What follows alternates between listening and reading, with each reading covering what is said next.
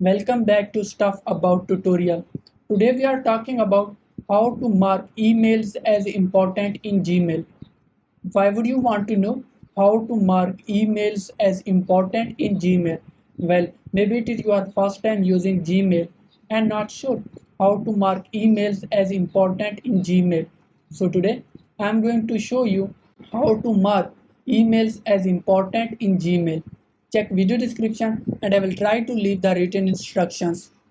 We sometimes log into any site. They constantly send us mails and there are tons of unnecessary emails in our phones. If we have any important email, we want to mark it as important. How we can do that? The process is simple. First of all, open Gmail. Now you are seeing multiple emails. Long press on email you want to make as important. Now click on three dots at the top right corner. Now click on Mark Important. Your email is added to important mails. How you can find that? Click on three lines at the top left corner. Now click on Important. Here are all of your important mails.